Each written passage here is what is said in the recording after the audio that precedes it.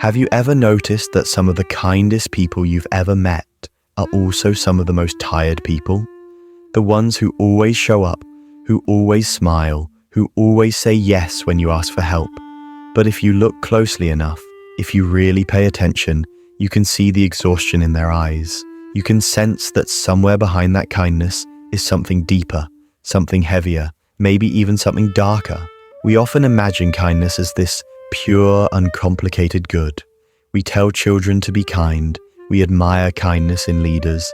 We measure our own humanity by how much compassion we can extend. But kindness, like everything else in this complicated world, has a shadow. And when you ignore that shadow, when you pretend it doesn't exist, kindness itself can turn into something destructive.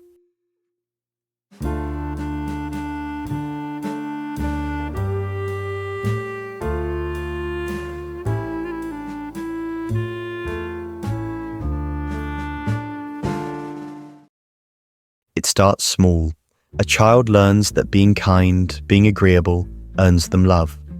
When they put their own needs aside to make others comfortable, they are rewarded with smiles, praise, maybe even affection they didn't receive otherwise. Over time, this association buries itself deep inside their nervous system.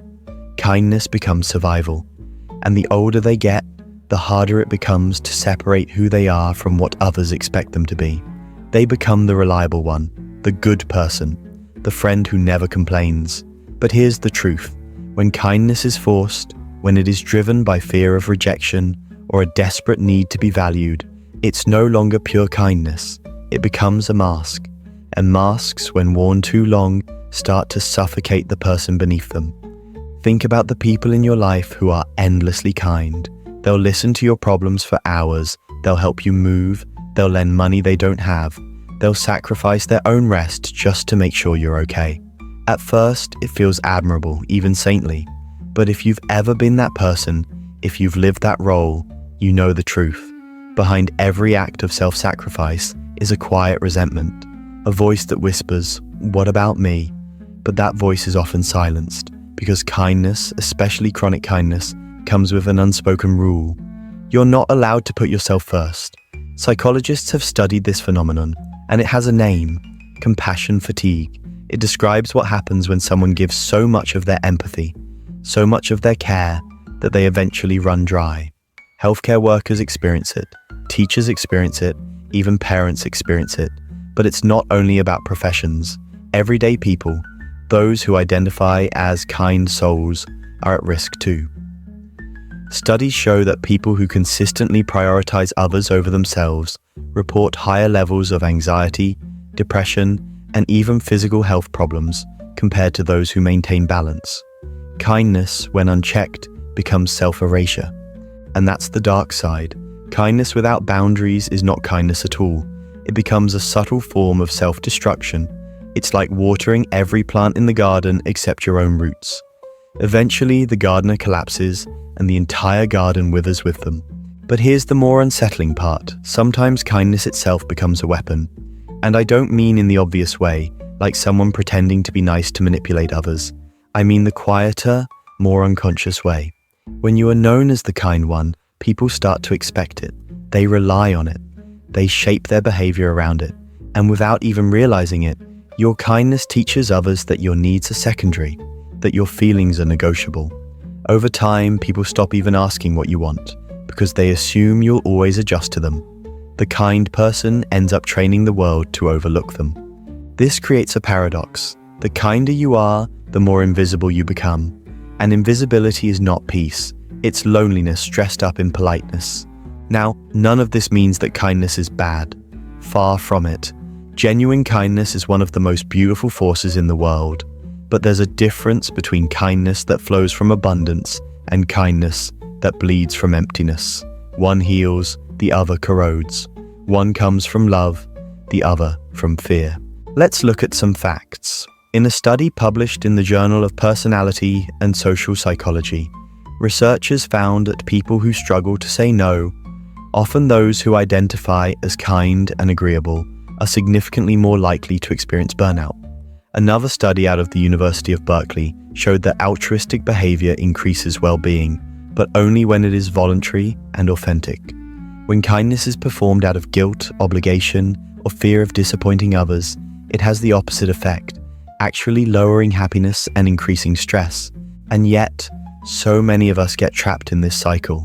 We don't want to disappoint anyone, so we keep saying yes. We don't want to be perceived as selfish, so we keep giving. We don't want to lose love, so we keep sacrificing. But the cost of this endless kindness is enormous. Slowly, you begin to lose sight of yourself. You don't even know what you want anymore, because your entire identity has been built around serving others. You become a stranger in your own skin. And here's where the monster within comes in, because when you suppress your needs, when you deny your anger, when you bury your boundaries in the name of kindness, those emotions don't disappear. They collect in the shadows, they ferment, and eventually they come out in ways you can't control. Maybe it's snapping at someone you love for something small. Maybe it's passive-aggressive comments, resentment that leaks out in subtle ways. Or maybe it's even darker, years of repressed feelings exploding all at once, leaving you shocked at the person you've become. We like to imagine that kindness protects us from darkness, but in reality, kindness without honesty creates the perfect breeding ground for it. Because every time you say yes when you mean no, every time you smile when you want to cry, every time you hold back your truth to make someone else comfortable, you are not being kind. You are abandoning yourself, and abandonment always has consequences. Now let's be real. Why do we do this? Why do kind people struggle so much with boundaries? The answer lies in our culture. From a young age, many of us are conditioned to believe that kindness equals worthiness, that being agreeable is safer than being authentic, that love is earned by what we give, not by who we are. Children who grow up in environments where love is conditional, where affection depends on performance, obedience, or self-sacrifice, often carry this belief into adulthood. They become adults who confuse people-pleasing with kindness. But true kindness does not erase the self. True kindness includes the self. If your kindness is costing you your mental health, your joy, your energy, then it's not kindness anymore. It's self-neglect dressed as virtue. And this is where the education comes in. Neuroscience tells us that the brain has something called the mirror neuron system. It's what allows us to feel empathy. When you see someone in pain, your brain lights up as if you are in pain too. That's why kindness feels so natural to us as humans. We are wired to connect. But here's the catch. Mirror neurons don't distinguish between healthy empathy and destructive empathy. If you constantly expose yourself to others' suffering without any boundaries, your brain essentially floods itself with stress signals. Over time, this leads to chronic stress responses, immune system issues, and emotional exhaustion. In other words, your brain is not built for endless, boundaryless kindness. It's built for balanced connection. So, the dark side of kindness is not that kindness itself is bad.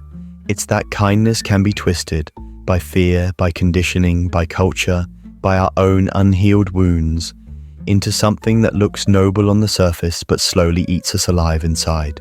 And when that happens, the very thing we thought was our greatest strength becomes the very thing that breaks us.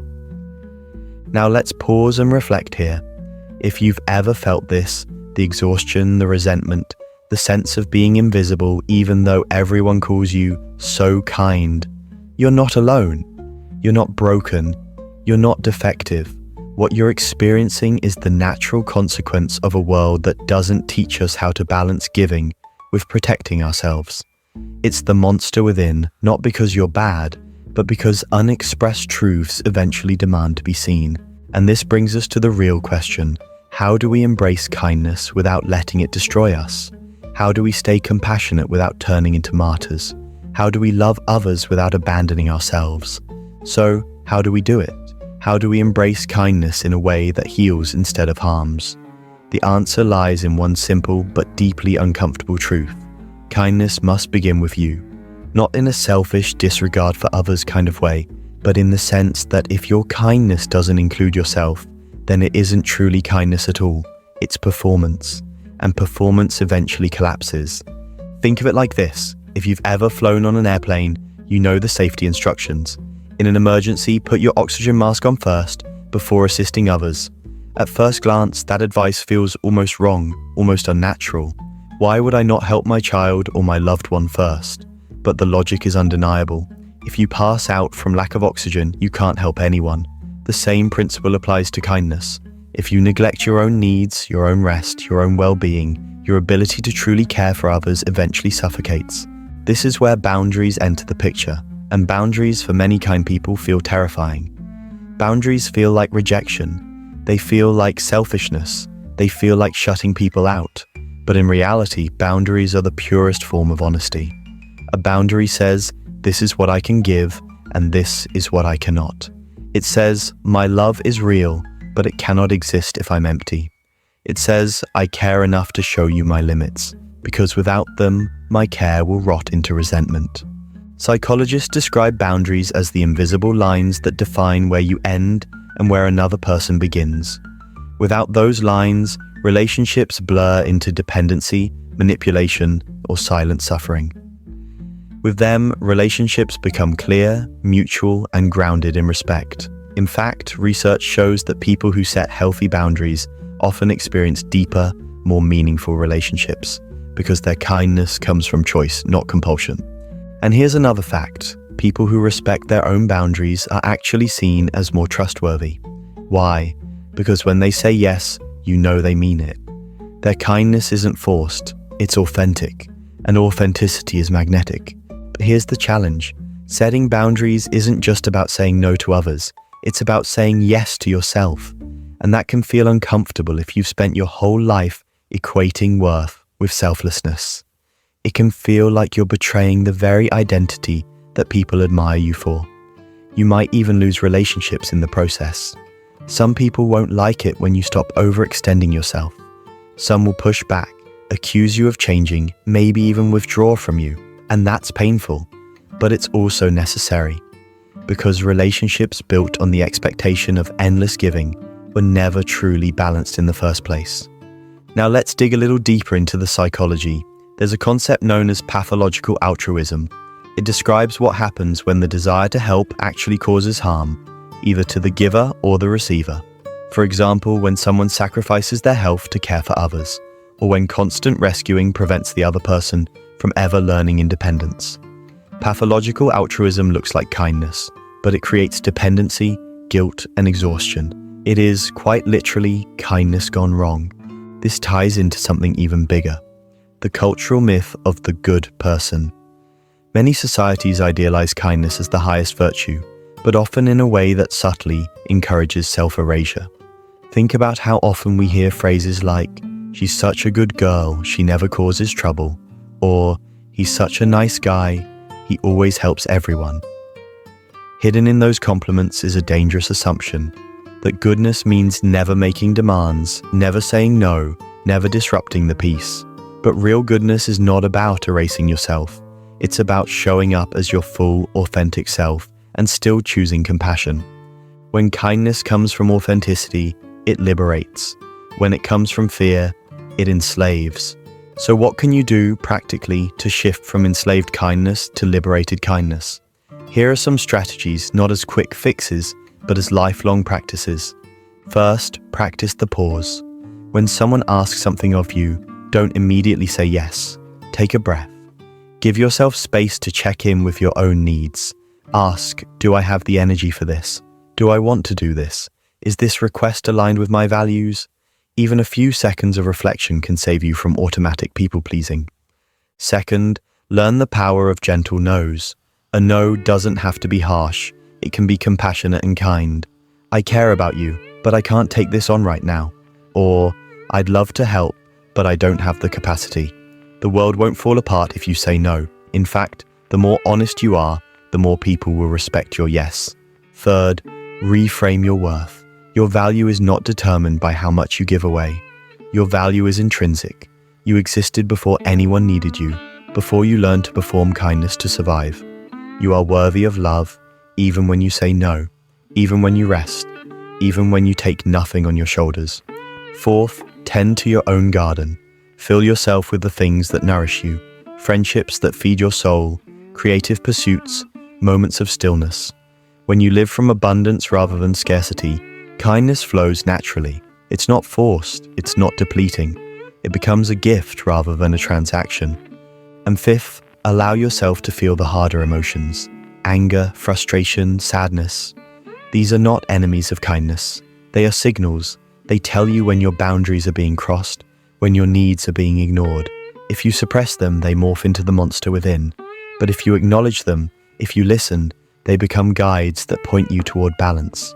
Let's return to the metaphor of masks. For many people, kindness has become a lifelong mask. The smile you wear to cover the exhaustion, the yes you give to avoid conflict, the generosity you perform to prove your worth.